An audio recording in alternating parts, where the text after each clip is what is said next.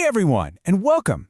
Today, we're going to pop the hood on the human mind and take a really close look at the machinery of belief itself. We're going to explore why we believe the things we do, and maybe more importantly, how we can build ourselves a toolkit for clearer, more rational thinking. Okay, let's jump right in. So I want to kick things off with a pretty bold question. Is your brain lying to you? And the short answer is, yeah, kinda. The thing is, our minds have these built-in flaws, these shortcuts and biases that are shaping our beliefs every single day. And most of the time, we don't even know what's happening. And to really get how this works, we need to talk about our two basic modes of thinking. Psychologists have a name for this. It's called dual process theory. So you've got system one, that's your brain on autopilot. It's fast, it's gut level, it's emotional, it's how you instantly recognize a friend in a crowd. Then you've got system two. Think of this as manual mode. It's slow, it's logical, and man, it takes real work. It's what you fire up to solve a tricky math problem. And here's the kicker. We spend almost all of our time running on system one, and that's exactly where the trouble usually begins. So first up, let's really dig into this default autopilot mode. We're going to take a look at the shortcuts it loves to take and the traps it sets up for us along the way. Now, the shortcuts our brain uses are called heuristics. You could just think of them as mental rules of thumb. And honestly, they're super useful. They save us a ton of energy and let us make quick calls in a world that's just ridiculously complex.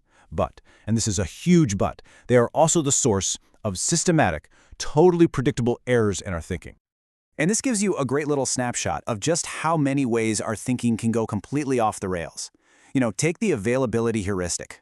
That makes us think something is way more common just because we can easily think of an example, like seeing crime on the news and thinking it must be happening everywhere. But maybe the most powerful, the most insidious one of all is confirmation bias. That's our natural tendency to just look for information that confirms what we already believe. It's like we're building an echo chamber inside our own minds, making our beliefs feel rock solid, even when they're actually built on nothing but sand. So how does this all play out on a bigger stage? Well, this cognitive wiring doesn't just mess with our daily decisions. It has some really profound implications for our deepest beliefs, especially our powerful tendency to believe in things we can't see. A really key idea here is something called the hyperactive agency detection device, or HAD for short. This is basically a survival mechanism that's been baked into us by evolution. Just imagine you're one of our ancient ancestors. You hear a rustle in the tall grass. Is it the wind, or is it a lion? Well, assuming it's a lion and being wrong is a much, much safer bet than assuming it's the wind and being wrong. So this deep-seated tendency to see intention, to see agency everywhere, is so strong that we apply it to everything, from the weather to our own good luck, which often leads to beliefs in spirits, gods, or other cosmic forces. And these beliefs are sticky for a reason. They serve these incredibly powerful psychological functions. They help bind communities together, they offer us comfort when we're staring into the abyss of life's biggest unknowns, and they provide a really compelling framework for morality. It's a system that just perfectly meets these deep human needs we have for order, for meaning, and for community. And as the psychologist Stephen Grave puts it so well here, our brains are just association machines. We are constantly making links between things. Thoughts, feelings, events, symbols. It doesn't matter if the links are actually real or not. This is the engine that drives superstition, and on a much grander scale, myth itself. Okay, so if our brains are kind of buggy and prone to all these errors, what in the world can we do about it? Well, that brings us right to our next section, how to actually build a toolkit for that effortful System 2 style of thinking. All right, the very first tool in our kit is a classic, Occam's razor. It's a beautifully simple idea. When you're looking at competing explanations, the best one is usually the one that's the simplest and requires the fewest new assumptions, the fewest leaps of faith. It's not about picking the easiest answer, it's about picking the one that doesn't invent a bunch of extra stuff it doesn't need. But like any good tool, this one can be misused. Occam's razor is all about intellectual honesty, but it has an evil twin, Occam's broom. And that is a tool for intellectual dishonesty. That's the shady practice of sweeping all the inconvenient facts under the rug just to make your flawed theory look nice and simple. Learning to spot the difference is absolutely crucial.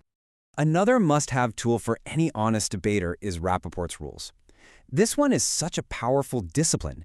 It forces you to stop and genuinely understand what the other person is saying before you even try to argue against it.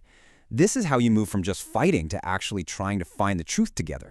And our toolkit also has some red flag detectors for spotting weak arguments. For instance, Sturgeon's law is a great reminder to always go after the strongest version of your opponent's argument, not the weakest. And keep an ear out for rhetorical tricks, like the surely operator. Anytime someone says surely, or obviously, or clearly, they're often trying to slide an unproven assumption right past you.